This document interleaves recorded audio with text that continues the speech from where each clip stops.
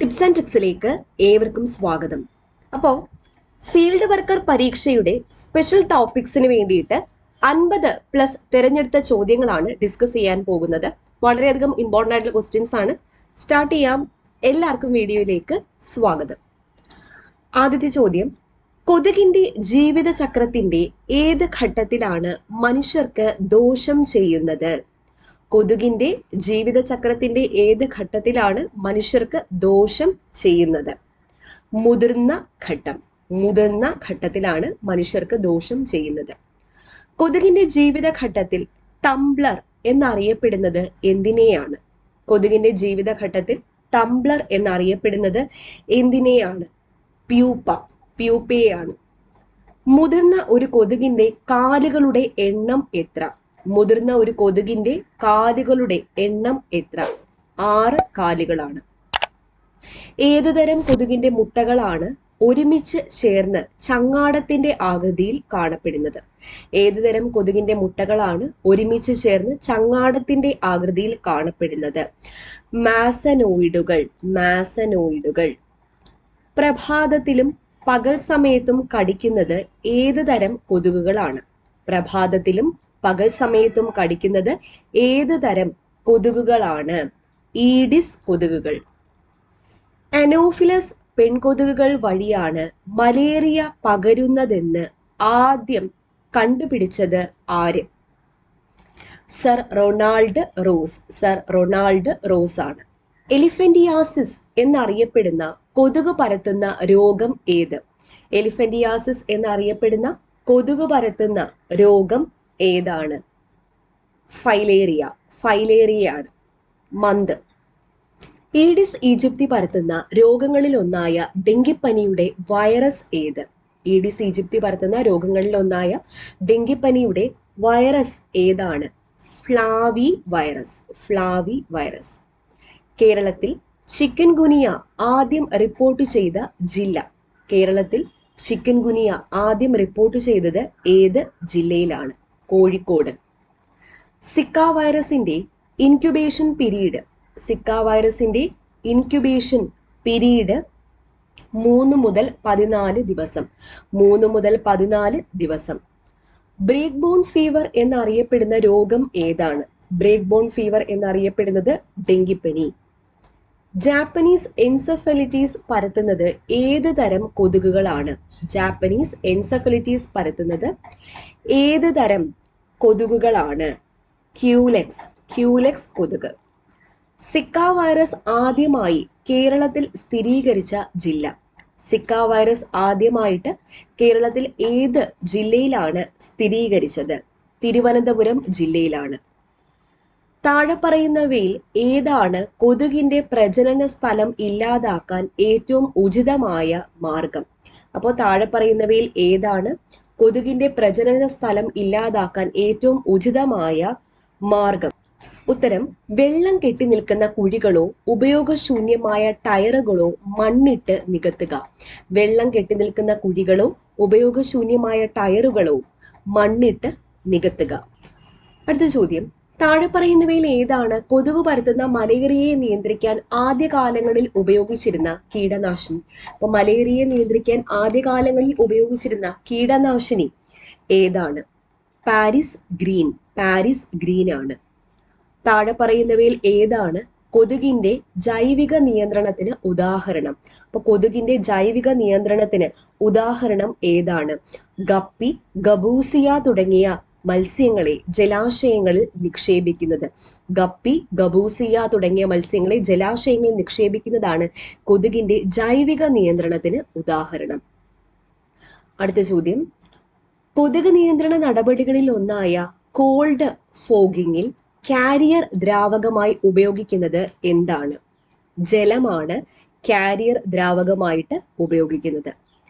മുട്ട വിരിയുമ്പോൾ ഉയർന്നു വരുന്ന ലാർവകളെ മാഗോട്ടുകൾ എന്ന് വിളിക്കുന്നത് ഏത് വെക്ടറിന്റെ ജീവിത ചക്രത്തിലാണ്?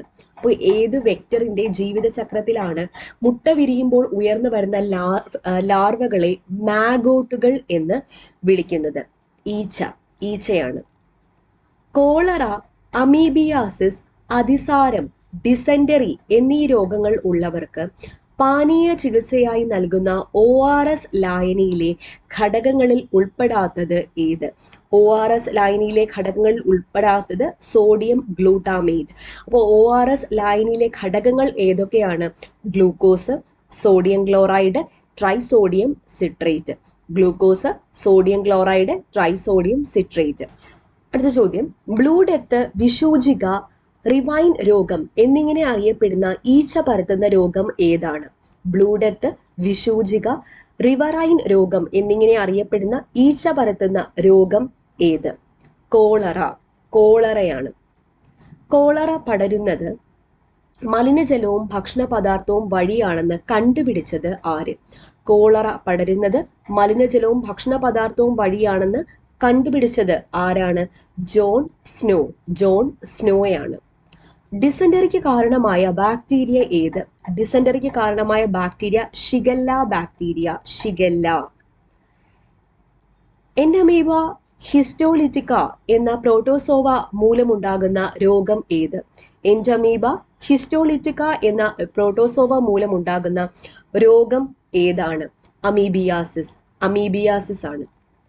ടൈഫോയിഡ് രോഗനിർണയത്തിന് ഉപയോഗിക്കുന്ന ടെസ്റ്റ് ഏത്?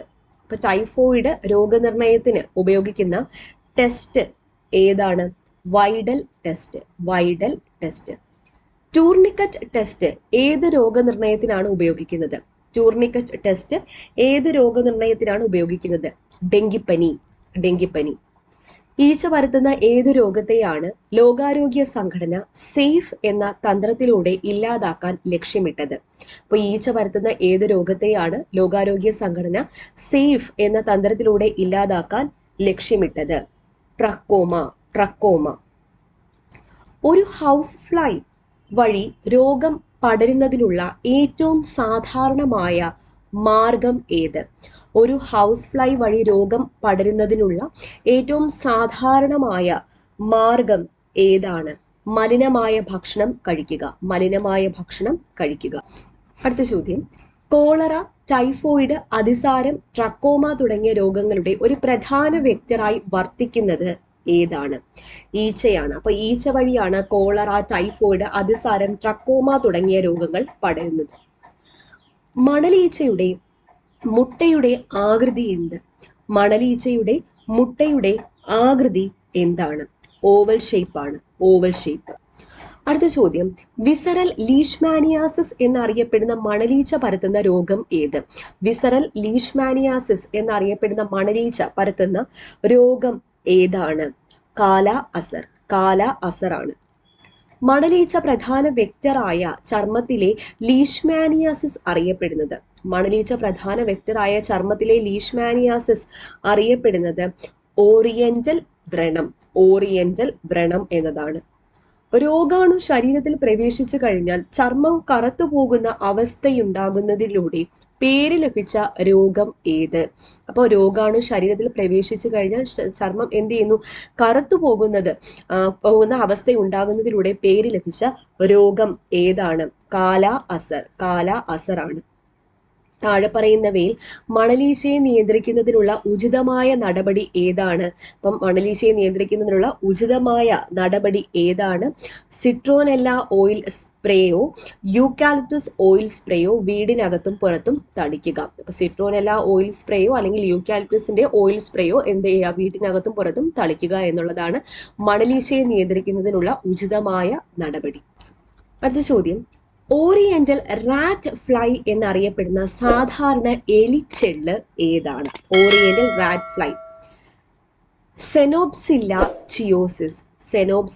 ചിയോസിസ് ആണ് ഓറിയന്റൽ റാറ്റ് ഫ്ലൈ എന്നറിയപ്പെടുന്ന സാധാരണ എലിച്ചെള്ള് പരത്തുന്ന ഏത് രോഗമാണ് ബ്ലാക്ക് ഡെത്ത് എന്ന അപരനാമത്തിൽ അറിയപ്പെടുന്നത്? അപ്പൊ എലിച്ചെള്ള് പരത്തുന്ന ഏത് രോഗമാണ് ബ്ലാക്ക് ഡെത്ത്, ഇമ്പോർട്ടൻറ്റ് ചോദ്യമാണ്, എന്ന അപരനാമത്തിൽ അറിയപ്പെടുന്നത്? ഉത്തരം ഏതാണ്? ബ്യൂബോണിക് പ്ലേഗ് എന്ന് മാത്രം ഓർത്തു വെച്ചാലും മതി. ബ്യൂബോണിക് പ്ലേഗ് ആണ് കറക്റ്റ് ആയിട്ടുള്ളത്. ഓക്കെ. റിക്കറ്റ്സിയ ടൈഫി എന്ന ബാക്ടീരിയയെ ബാധിച്ച എലിച്ചെള്ളുകൾ പരത്തുന്ന രോഗം. അപ്പൊ റിക്കറ്റ്സിയ ടൈഫി എന്ന ബാക്ടീരിയ ബാധിച്ച എലിച്ചെള്ളുകൾ പരത്തുന്ന രോഗം ഏതാണ്? ഉത്തരം എൻഡമിക് ടൈഫസ് ആണ്. താഴെ പറയുന്നവയിൽ ഏതാണ് പ്രധാനമായും എലിനാശിനിയായി ഉപയോഗിക്കുന്നത്? എലിനാശിനിയായി ഉപയോഗിക്കുന്നത് ഏതാണ്? ബ്രോഡി ഫാക്കോം. ബ്രോഡി ഫാക്കോം. എലി നിയന്ത്രണത്തിനായി എലികളെ കൊല്ലുന്നത് ഒഴിവാക്കുന്ന ട്രാപ്പ് അല്ലെങ്കിൽ കെണി ഏതാണ്? അപ്പൊ എലി നിയന്ത്രണത്തിനായി എലികളെ കൊല്ലുന്നതിന് ഒഴിവാക്കുന്ന ട്രാപ്പ് അല്ലെങ്കിൽ കെണി ഏതാണ്? Live animal trap. Live animal trap ആണ്. താഴെ പറയുന്നവയിൽ ഹാർഡ് ടിക്ക് പരത്തുന്ന രോഗങ്ങളിൽ ഉൾപ്പെടാത്തത് ഏത്? താഴെ പറയുന്നവയിൽ ഹാർഡ് ടിക്ക് പരത്തുന്ന രോഗങ്ങളിൽ ഉൾപ്പെടാത്തത് ഏതാണ്? ഉത്തരം റിലാപ്സിംഗ് ഫീവർ. റിലാപ്സിംഗ് ഫീവർ ആണ്. വെയിൽ ഫെലിക്സ് ടെസ്റ്റ് ഉപയോഗിക്കുന്നത് ടിക്ക് പരത്തുന്ന ഏത് രോഗ നിയന്ത്രണത്തിനാണ്? വെയിൽ ഫെലിക്സ് ടെസ്റ്റ്, ഇത് ഓർത്തിരിക്കാം. വെയിൽ ഫെലിക്സ് ടെസ്റ്റ് ഉപയോഗിക്കുന്നത് ടിക്ക് പരത്തുന്ന ഏത് രോഗ നിയന്ത്രണത്തിനാണ്? ടിക് ടൈഫസ്. ടിക് ടൈഫസ് ആണ്. അടുത്ത ചോദ്യം, മങ്കിപ്പനി അല്ലെങ്കിൽ കുരങ്ങുപനി എന്നറിയപ്പെടുന്ന ടിക്ക് പരത്തുന്ന ഒരു രോഗം ഏത്? മങ്കിപ്പനി അല്ലെങ്കിൽ കുരങ്ങുപനി എന്നറിയപ്പെടുന്ന ടിക്ക് പരത്തുന്ന ഒരു രോഗം ഏതാണ്? Kyasanur forest disease. Kyasanur forest disease ആണ്. ക്യാസനൂർ ഫോറസ്റ്റ് ഡിസീസ് ആദ്യമായി റിപ്പോർട്ട് ചെയ്ത സംസ്ഥാനം ഏത്? കർണാടകയിലാണ് ഈ ക്യാസനൂർ ഫോറസ്റ്റ് ഡിസീസ് എന്ത് ചെയ്തത്? ആദ്യമായിട്ട് റിപ്പോർട്ട് ചെയ്തത്. പനിയുടെ ആവർത്തിച്ചുള്ള ഭാഗങ്ങൾ പ്രധാന ലക്ഷണമായി വരുന്ന സോഫ്റ്റ് ടിക്ക് വഹിക്കുന്ന ഒരു രോഗം ഏത്? പനിയുടെ ആവർത്തിച്ചുള്ള ഭാഗങ്ങൾ പ്രധാന ലക്ഷണമായി വരുന്ന സോഫ്റ്റ് ടിക്ക് വഹിക്കുന്ന ഒരു രോഗം ഏതാണ്? ഉത്തരം റിലാപ്സിംഗ് ഫീവർ ആണ്. Relapsing fever. ചിഗർ മൈറ്റ്സിന്റെ ജീവിതചക്രത്തിലെ ഏത് ഘട്ടമാണ് മനുഷ്യരെ കടിക്കുന്നത്? ചിഗർ മൈറ്റ്സിന്റെ ജീവിതചക്രത്തിലെ ഏത് ഘട്ടമാണ് മനുഷ്യരെ കടിക്കുന്നത്? ലാർവയാണ്. ലാർവ ഘട്ടം. അടുത്ത ചോദ്യം, മനുഷ്യരിൽ അപകടപ്പെടുത്തുന്ന പനിബാധ ഉണ്ടാവാൻ സാധ്യതയുള്ള സൂനോട്ടിക് രോഗമായ സ്ക്രബ് ടൈഫസ് പരത്തുന്നത്? മനുഷ്യരിൽ അപകടപ്പെടുത്തുന്ന പനിബാധ ഉണ്ടാവാൻ സാധ്യതയുള്ള സൂനോട്ടിക് രോഗമായ സ്ക്രബ് ടൈഫസ് പരത്തുന്നത് ചിഗർ മൈറ്റ്സ് ആണ്. Chigger mites. താഴെ പറയുന്നവയിൽ ചിഗർ മൈറ്റ്സിനെ നിയന്ത്രിക്കുന്നതിനുള്ള ഉചിതമായ നടപടി ഏത്?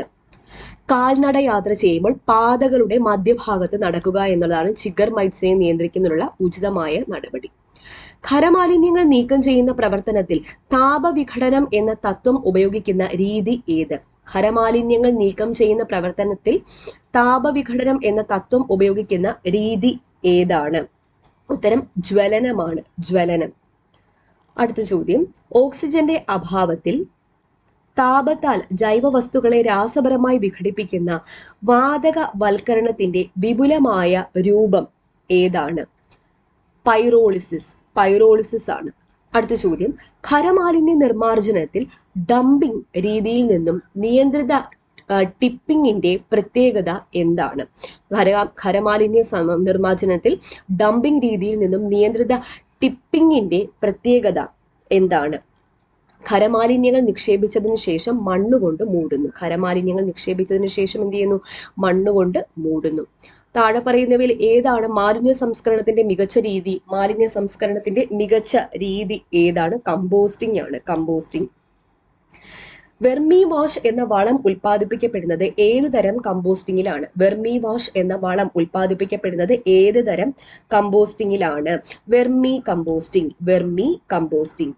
നവംബർ 19 ലോക ടോയ്ലറ്റ് ദിനമായി ഐക്യരാഷ്ട്രസഭ പ്രഖ്യാപിച്ച വർഷം. അപ്പൊ ലോക ടോയ്ലറ്റ് ദിനം നവംബർ 19 ഐക്യരാഷ്ട്രസഭ എന്നാണ് പ്രഖ്യാപിച്ചത് എന്ന് ചോദിച്ചാൽ 2013.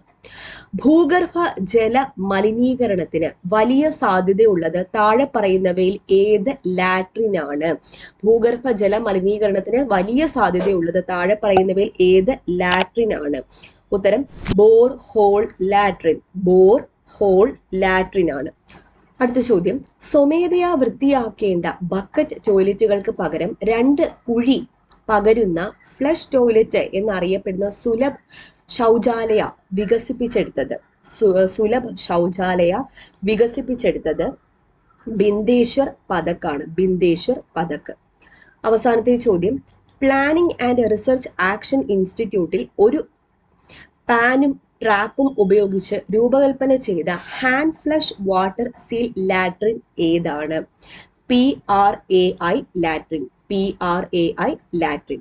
ഓക്കെ, അപ്പൊ ഇത്രയും ചോദ്യങ്ങളാണ് ഡിസ്കസ് ചെയ്യുന്നത്. അപ്പൊ ഇത് ടോപ്പ് ചോദ്യങ്ങൾ തന്നെയാണ്. അപ്പൊ ഇതുമായിട്ട് ബന്ധപ്പെട്ട് റിലേറ്റഡ് ഫാക്ട്സും കൂടി പഠിക്കാൻ വേണ്ടി ശ്രമിക്കാം. ഓക്കെ, അപ്പോൾ വീണ്ടും കാണാം. Thank you.